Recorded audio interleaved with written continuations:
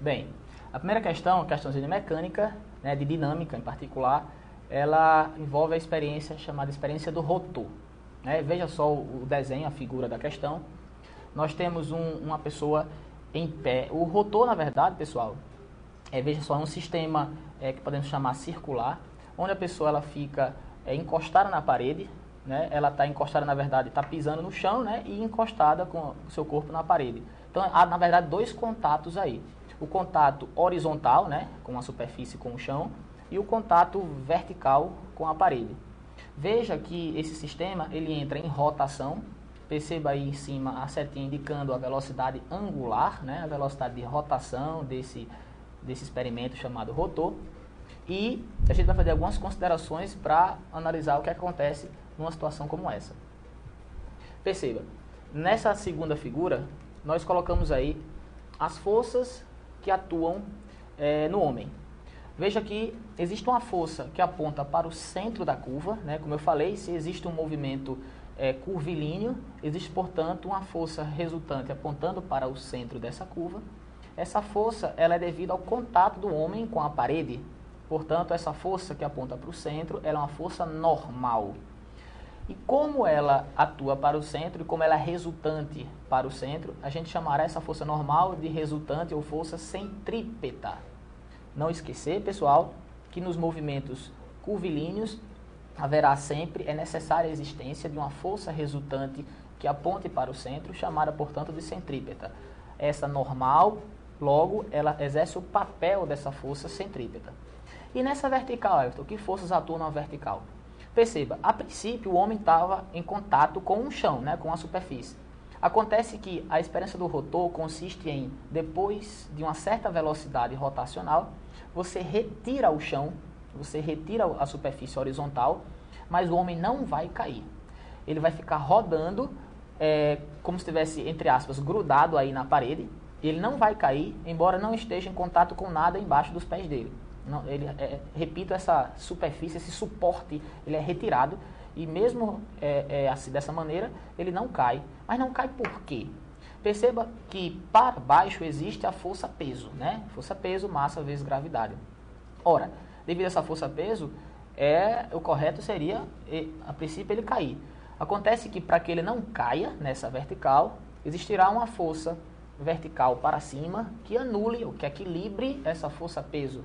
Né? Essa força vertical para cima é a chamada força de atrito, visto que ele está encostado, não esqueça as costas dele, está encostado na parede. Portanto, o peso tende a fazê-lo cair, mas com a existência de uma força de atrito, e nesse caso o atrito é estático, porque ele vai permanecer em repouso, tá? Esse atrito ele consegue anular o peso e, como eu já falei, mantendo o sistema, mantendo o homem nessa vertical em equilíbrio. Ele tem uma resultante, repito, centrípeta, mas na vertical, pessoal, nós não temos resultante. A força de atrito segura, equilibra o peso para que o homem não caia. Perfeito? Agora, passando aí na telinha, a gente vai poder analisar justamente as forças que caracterizam essa situação. Veja, na vertical, como eu falei, existe um equilíbrio, né? Portanto, a força resultante externa é nula. Força resultante externa, zero. É isso que caracteriza um equilíbrio. É bom lembrar, pessoal, que equilíbrio, existem dois tipos de equilíbrio, né? O equilíbrio estático e o equilíbrio dinâmico. Na vertical, o equilíbrio é estático, porque na vertical não existe movimento, é repouso. O equilíbrio dinâmico caracteriza o movimento retilíneo uniforme, que não é o caso dessa questão. Na vertical, repouso, equilíbrio estático. Bem, mas se nós temos duas forças, essas duas forças se anulam, são em módulo iguais. Veja então aí a força de atrito igual a mg. Aí você diz, mas Everton, mas a fórmula da força de atrito é μ vezes normal, não é mg. Quem é mg? É o peso. O que eu estou fazendo aí, pessoal, é igualando a força de atrito ao peso. Portanto, força de atrito igual a mg. Agora, a força de atrito, ela também deve ser lembrada que ela é menor ou igual a μ vezes normal. Porque, veja, diante do resultado da normal, você multiplica por μ, né, que é o coeficiente de atrito, para você poder calcular o maior atrito possível. Pessoal, esse atrito, obviamente, ele não pode ganhar do peso. Porque se esse atrito, nessa formulazinha μ vezes normal, ele ganhasse do peso, o corpo iria subir. Imagina só, você tira o suporte horizontal e o cara vai subir? Não pode, de forma alguma. Ou ele cairia, né, se o peso ganhar da força de atrito, ou então ele ficaria parado, como é o caso da questão, tá? Ele fica em equilíbrio, mas dessa maneira, essa força de atrito, ela tem que ser igual ao peso, mas lembrando que ela é no máximo igual a μ vezes normal. Por isso, fazendo a igualdade aí, pessoal, onde tem força de atrito eu coloco mg, né? Já falei que é igual ao peso, menor ou igual a μ vezes normal. Aí, Everton, essa normal, como é que a gente tira essa normal daí? Nós tínhamos percebido que no movimento curvilíneo, essa normal aponta para o centro, né? Portanto, centrípeta. Então, veja, mais normal igual a força centrípeta e a formulazinha da força centrípeta. A gente é acostumado, muitas vezes, a colocar mv ao quadrado sobre r. Mas também podemos, no lugar de v, substituir por ômega r, né? Ômega a velocidade angular, r o raio. Então, no lugar de colocar mv ao quadrado dividido por r, onde tem v, eu coloco ômega r. Então, portanto, fica m vezes ômega ao quadrado, r ao quadrado, dividido por r. Aí eu corto um r que está no numerador com um r que está no denominador. E temos aí essa equação, já coloquei aí a equação final, que ficaria m ômega ao quadrado vezes r. Esse é o valor da normal. Portanto, analisando as duas equações que nós demonstramos aí, a gente vai substituir mg menor ou igual a μ vezes, no lugar da normal, colocamos a força centrípeta, portanto, m vezes ômega ao quadrado vezes r. Portanto, eu vou isolar esse ômega. Veja, primeiro eu corto já massa com massa, né? Posso cortar a massa com a massa.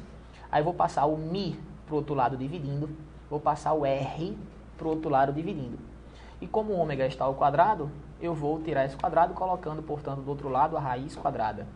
Logo, esse ômega passa a ser essa velocidade angular, pelo resultado é maior ou igual a raiz quadrada de g dividido por μ vezes o raio.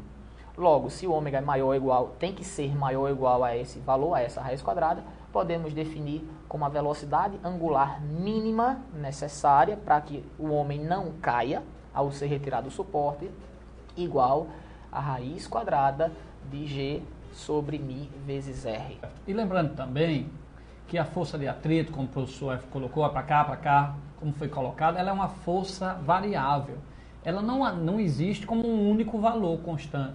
Por exemplo, você tem um armário na sua casa e não tem ninguém empurrando ele, a força de atrito ali vai ser zero. Agora, na hora que você for empurrar o armário, então na hora que você empurra, aí sim vai aparecer uma força de atrito que vai crescendo de acordo com o valor da força que você vai colocando. Então ela vai subindo até atingir um valor máximo. Aí se você tiver força suficiente para empurrar o armário, na hora que você empurra, aquela força de atrito foi variando, foi subindo, anulando a sua, por isso que o armário ficava em equilíbrio, parado. Quando você conseguir empurrar o armário, aí a força de atrito ainda diminui um pouco, porque em movimento vai entrar um outro coeficiente de atrito que vocês aprenderam em sala de aula, que é o coeficiente de atrito cinético, dinâmico de movimento. Aí ela diminui. Então lembre-se, vestibulando, quando o armário está lá parado, a força de atrito é zero. Você botou 10 newton, ele não se mexeu, a força de atrito é 10. Você botou 20 newton, o armário não se mexeu, a força de atrito é 20.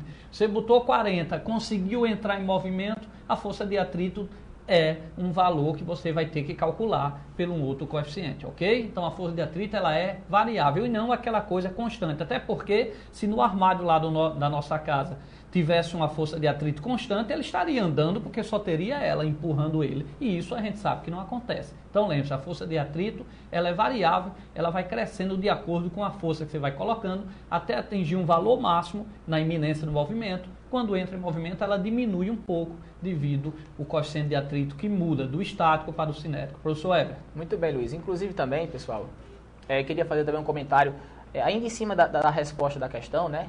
Você perceba que o nosso resultado do ômega da velocidade angular mínima foi raiz quadrada de g sobre μ vezes r, e na resposta não aparecia a massa do homem.